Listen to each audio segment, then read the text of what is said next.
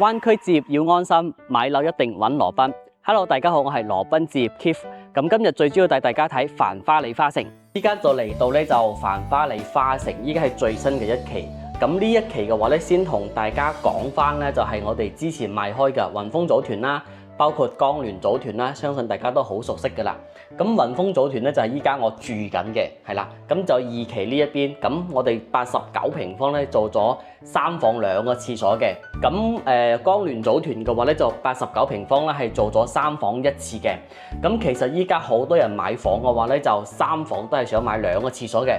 咁依家俾你嘅驚喜咧就係花城呢個戶型89平方可以做到4房2個廁所。咁到底呢個戶型咧同之前有啲咩唔同咧？同埋呢個戶型嘅話咧係好驚豔嘅。咁我哋一齊嚟睇睇。入門口呢一度咧就已經有個家政間啦。咁我哋平時可以洗衣機、烘乾機放喺呢一度，或者嘅話咧我哋唔需要咁大嘅家政間，我哋呢度都可以改成呢個保姆房，完全都係冇問題嘅。係咁最由到落嚟嘅話咧就89平方個廳個開間有翻咁闊，同埋呢個廚房咧有翻咁大嘅話咧，幾乎我哋喺市面上嚟講咧係見唔到89平方一個空間咧可以做到咁實用嘅啊！咁呢度咧個廳嘅話咧就通鋪咗嘅，但係交樓咧係唔會有呢個通鋪騎樓嘅，係啦。咁個廳呢度望出去嘅景觀咧係好開揚嘅，雖然係樓望樓，但係嘅話咧就我哋係過咗一片別墅區之後咧，先望到我哋江聯組團嗰一邊，所以個視野嚟講嘅話咧係非常之闊落嘅。同埋我哋中意景觀嘅朋友嘅話咧，一定要揀翻呢個89平方噶啦。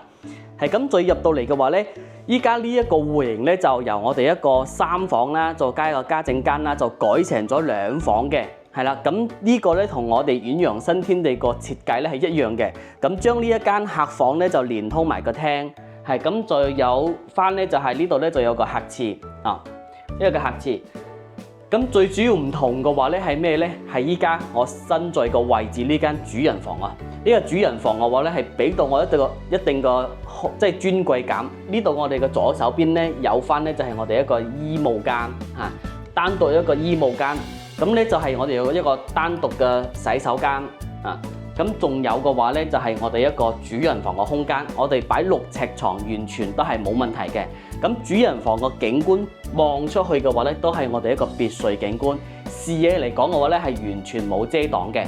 係啦，如果你對呢個單位咧有興趣嘅，或者你對繁花里有興趣嘅，可以隨時 PM 我。咁大家都知道我喺繁花里已經係呢個樓盤咧已經係做咗有7-8年㗎啦。對於呢個樓盤呢個地段同埋呢個環境嘅咧非常之熟悉嘅嚇。大家記得關注我個 channel， 幫我點個 like。咁有任何諮詢嘅問題咧，記得嚟 PM 我啦。咁我哋呢一期到呢度啦，拜拜。